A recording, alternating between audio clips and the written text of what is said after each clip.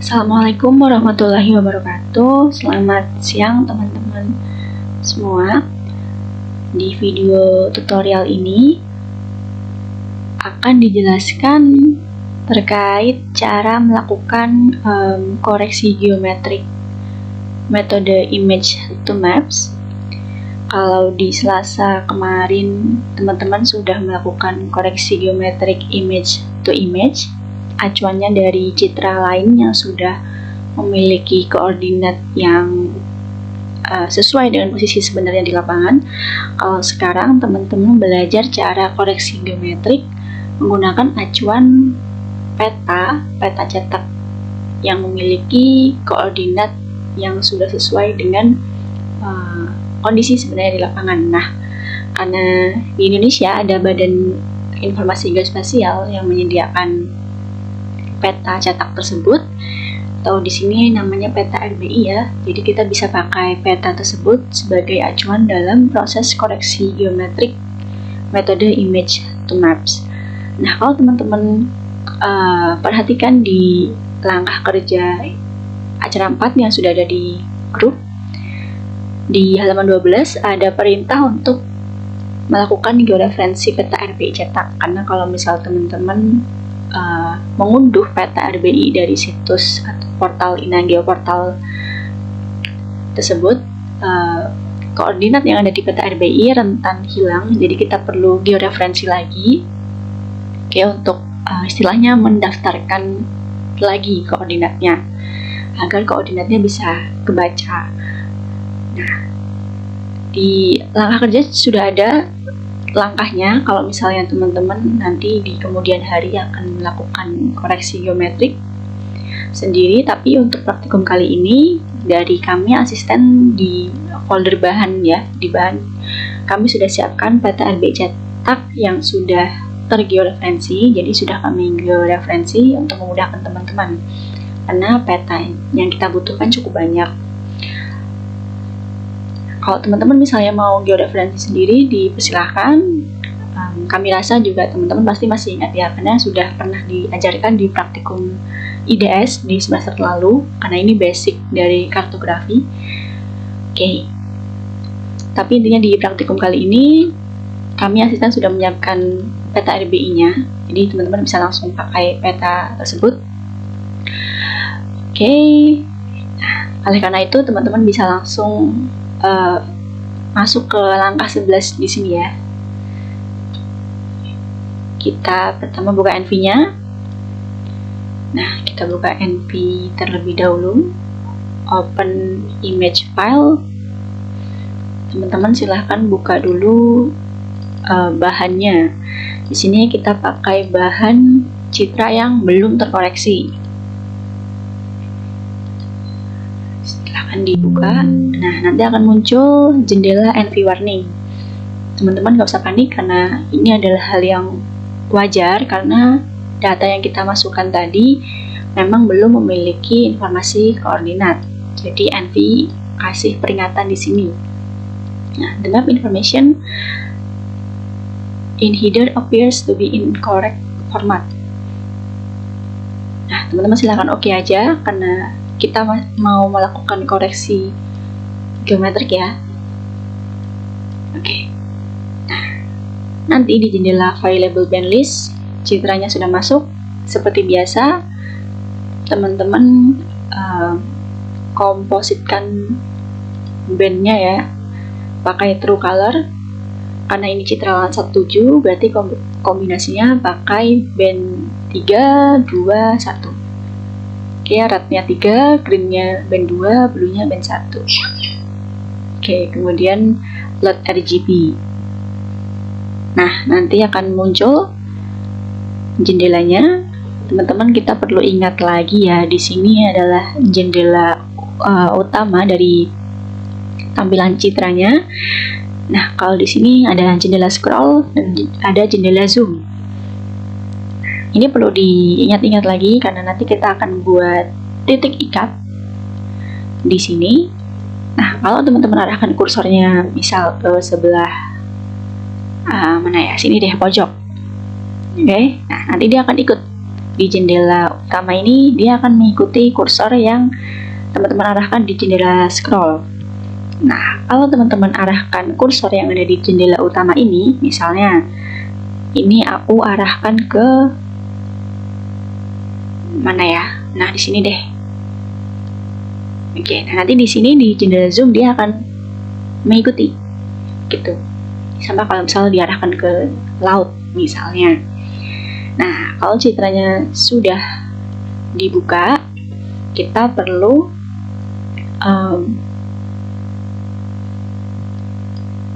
buka menu Maps. Nah, di sini pilih menu Map, Registration, kemudian pilih Select GCP Image to Map. Nah, di sini kita perlu atur parameter terlebih dahulu. Oke, ini untuk nanti membuat titik ikat atau GCP-nya. Nah, teman-teman silahkan diikuti. Di sini kita pilih pakai koordinat UTM ya, karena peta RBI-nya kita set pakai koordinat UTM. Jadi di sini mengikuti. Pilih UTM, kemudian datumnya disesuaikan. Kita pakai WGS 84 seperti biasa. Nah, untuk unitnya dibiarkan meter aja. Nah, zonanya teman-teman silahkan atur jadi 49 S, karena ini adalah wilayah atau sebagian dari Semarang, Jawa Tengah. Dia masih masuk di zona 49S. Kalau sudah seperti ini, teman-teman silahkan oke. Nah, nanti akan muncul jendela Ground Control Point Selection. Di sini teman-teman nanti akan diminta untuk menambahkan titik ikat, menambahkan koordinat titik ikat di jendela atau di kolom easting dan kolom northing. Nah, caranya gimana? Nah, silahkan teman-teman seperti kemarin dikoreksi geometric metode image to image. Jadi kita perlu titik ikat atau GCP lagi, oke, untuk mengikat koordinatnya ya di dalam citra yang belum memiliki koordinat ini atau belum memiliki referensi koordinat yang baik, belum sesuai dengan posisi sebenarnya di lapangan. Nah, silakan di langkah kerja sudah ada, dimintanya teman-teman membuat GCP 10 ya, 10 GCP. Jadi kita memang perlu cukup banyak GCP untuk mengikat citranya. Jadi silahkan nanti teman-teman di sini kita bikin GCP letaknya menyebar di tiap bagian citra. Jadi jangan mengumpul di satu wilayah aja.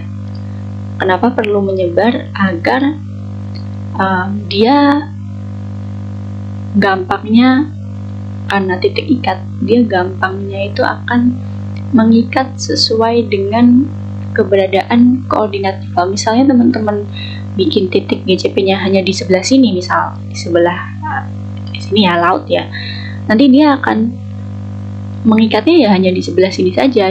Sedangkan wilayah yang sebelah sini dia nggak akan punya ikatan, nggak akan terikat. Hasilnya seperti apa? Nah, teman-teman bisa perhatikan kemarin masih ada yang di metode image to image masih ada yang hasilnya meleot. Nah, itu salah satu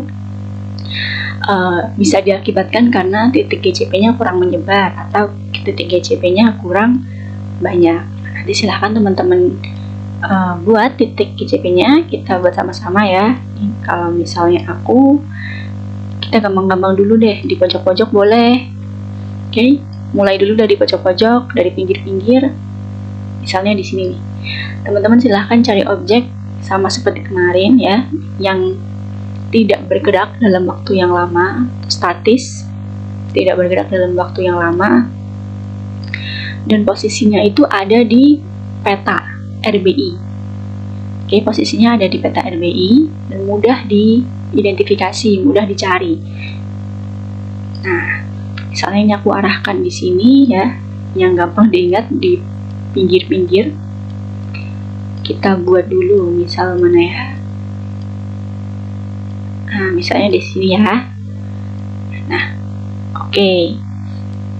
Aku buat di persimpangan. Oke, buat di persimpangan sini. Nah, oke.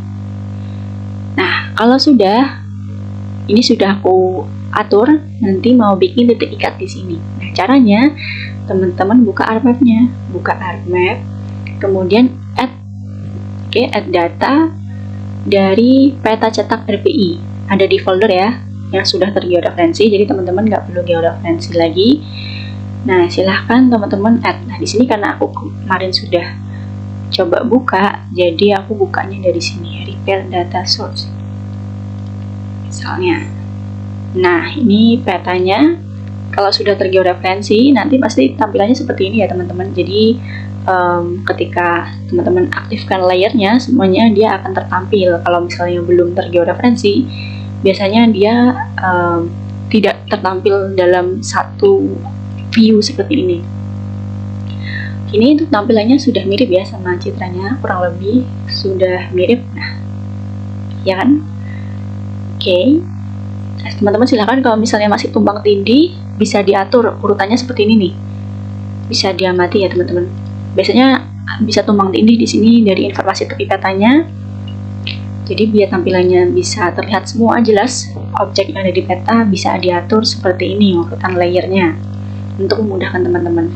Nah, sekarang kita arahkan ke objek yang tadi karena objeknya ada di sini di pinggir ya, dekat pelabuhan aku rasa.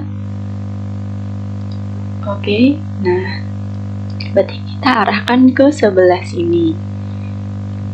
Caranya seperti biasa teman-teman, diarahkan aja pakai zoom, kita zoom. Ini juga boleh di gini ya untuk memudahkan.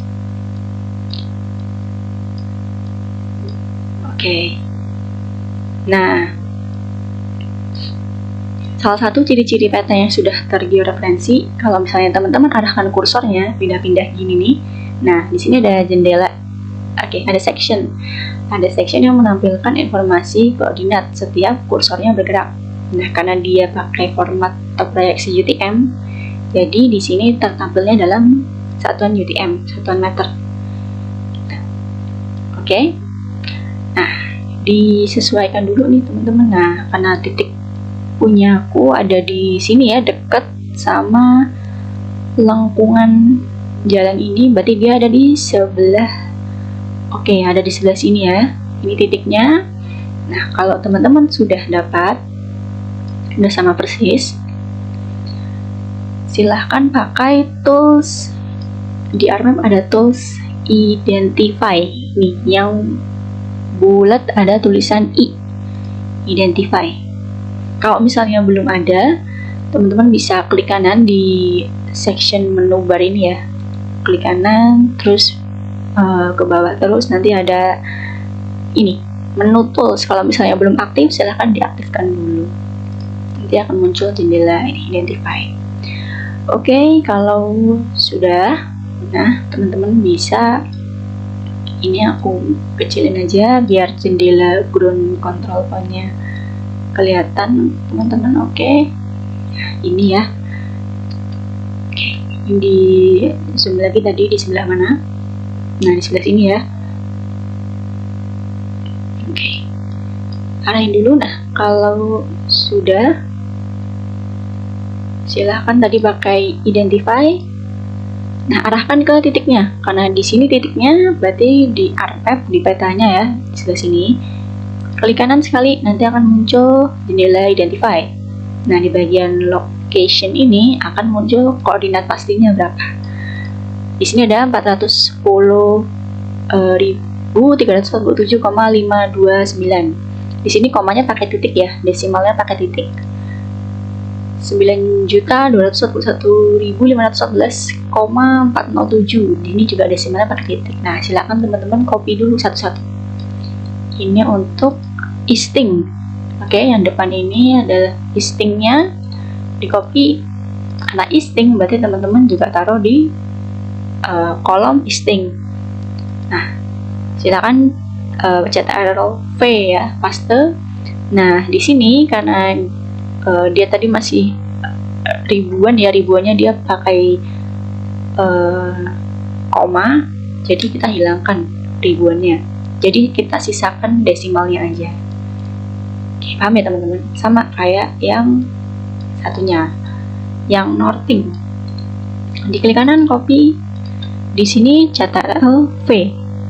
Nah, 9.201.514. Di sini jutaan ribuannya dihilangkan dulu, kita sisakan desimalnya aja.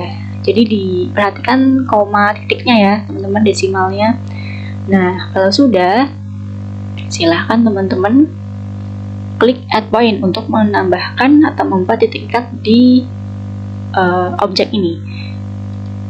Oke, dapat 1. Nah, ini silahkan teman-teman screenshot ya. Kalau teman-teman lihat di sini, nah, screenshot titik GCP satu persatu.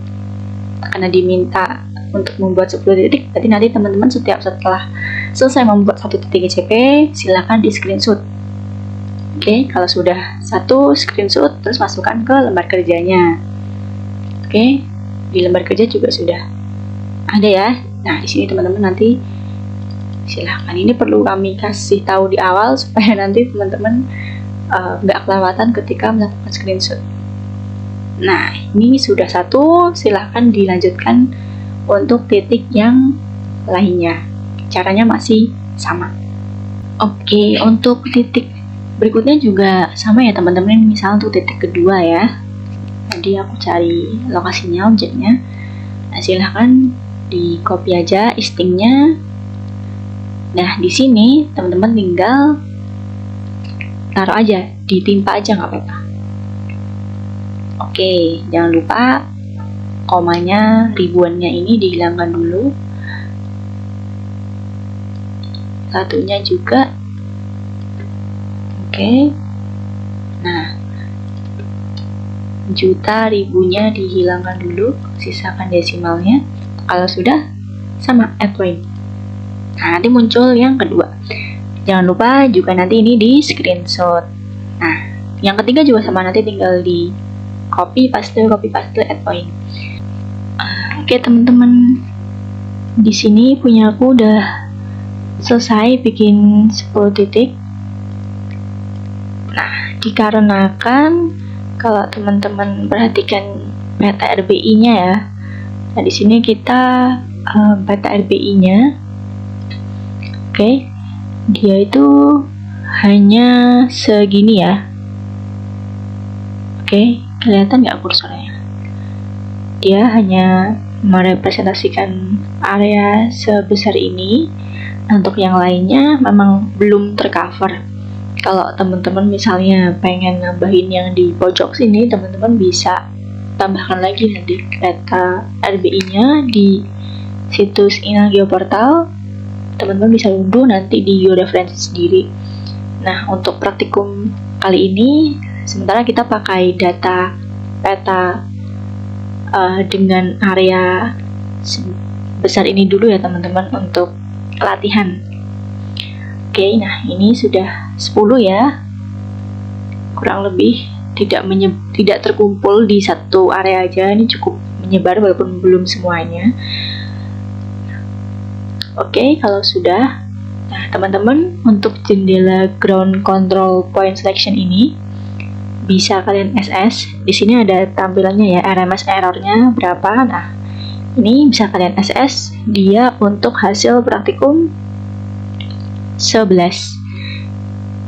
Nah, di sini hasil akurasi koreksi RMS errornya di SS, di screenshot. Nah, kalau sudah, teman-teman juga tampilin show list. Oke, di sini ada tombol atau button show list, teman-teman klik. Dan nanti akan menampilkan informasi dari titik ikat yang baru aja teman-teman buat. Ini karena aku bikin 10 titik, jadi dia ada 10. Nah, silakan teman-teman untuk ini ya, jendela image to map GCP list. Di jendela GCP listnya di screenshot sebagai hasil praktikum. Nah, hasil praktikum 9 di sini. Oke. Sebagai hasil praktikum 9. Oke, nah teman-teman di sini juga bisa, menyimpan tabelnya ini. Oke, teman-teman bisa disimpan, menyimpan titik GCP-nya yang sudah teman-teman buat. Nah, misalnya di sini aku simpan ya, hasil. Oke, aku buat di sini. Sorry, di sini aja. Oke, di sini aja. Oke, sebentar. Di sini ditulis GCP image to maps. Oke. Nah, ini bisa klik OK.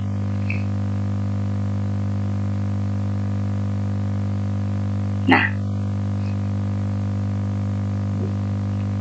teman-teman kalau sudah bisa di close jendela ininya ya, image to map GCP listnya bisa di close.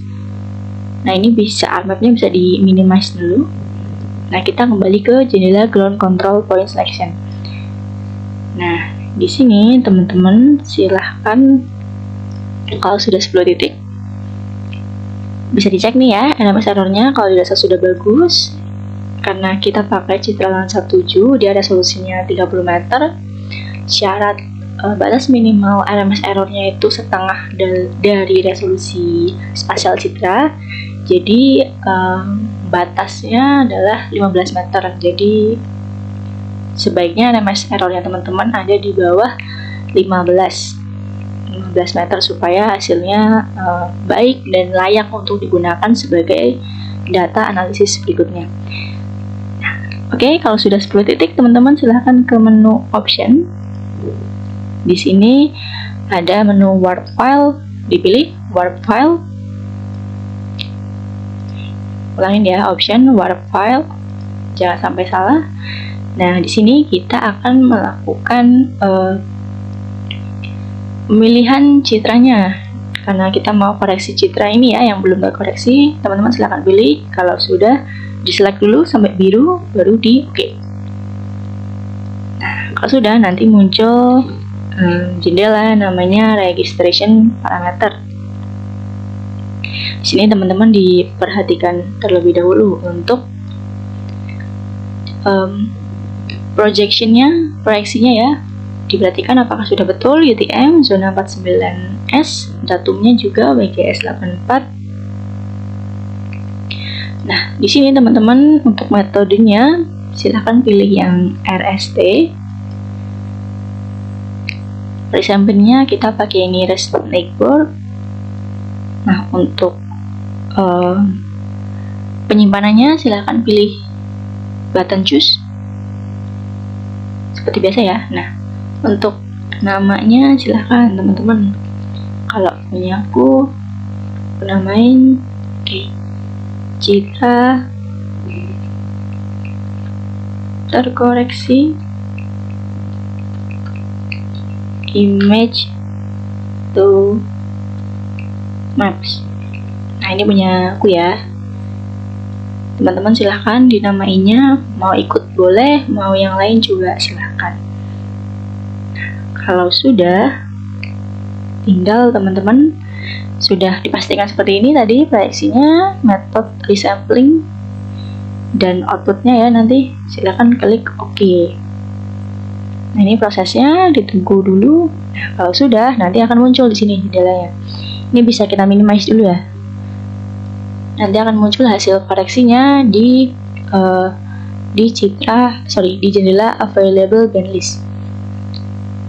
Teman-teman silahkan. Ini tadi adalah jendela tampilan citra yang belum terkoreksi ya, teman-teman. Ini mau di close juga boleh. Yang penting teman-teman udah di screenshot untuk masing-masing titiknya. Oke, nah di sini ada, kalau misal aku close, tadi ada muncul ya jendela save. Teman-teman kalau mau di save boleh, kalau enggak juga enggak apa-apa. Nah, ini untuk menampilkan ya, kita tampilin dulu deh yang belum terkoreksi. Oke, kita bikin perbandingannya. Ini yang belum terkoreksi, kita load RGB. Nah, satunya yang sudah dikoreksi, kita juga load RGB. 3, 2, 1. Di sini kita pakai new display, biar displaynya ada 2. Jangan lupa klik load RGB untuk menampilkan. Nah, ini ya di sini hasilnya. Kita bisa pakai link display. Klik kanan link display, oke. Oh ya, oke. Coba.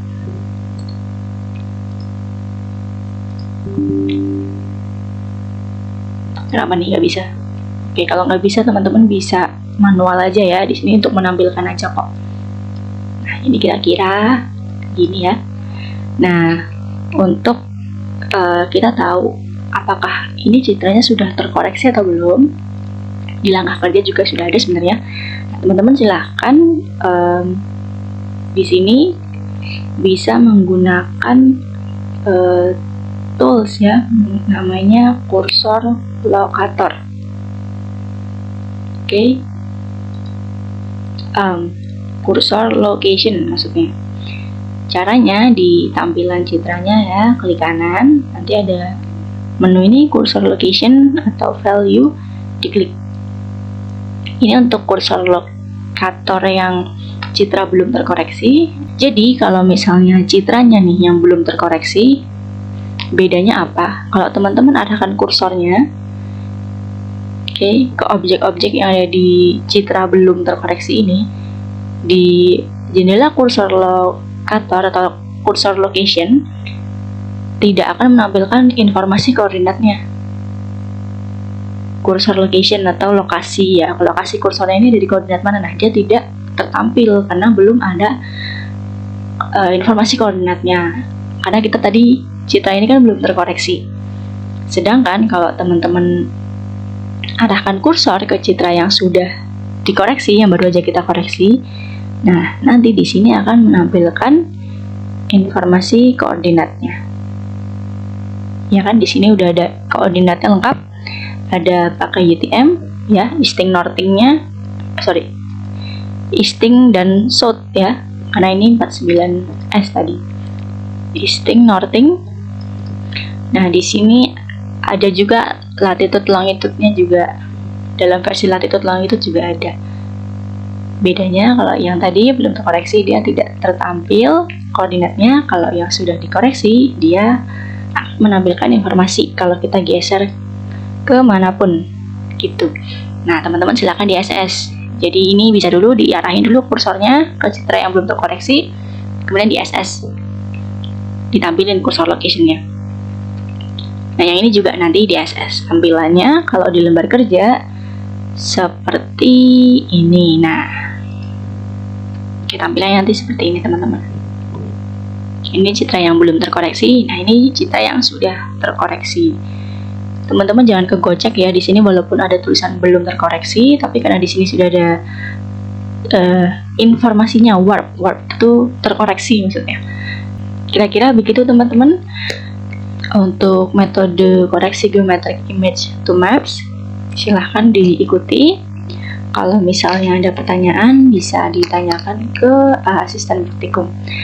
Sekian, semoga bermanfaat. Kurang lebihnya mohon maaf. Terima kasih. Wassalamualaikum warahmatullahi wabarakatuh.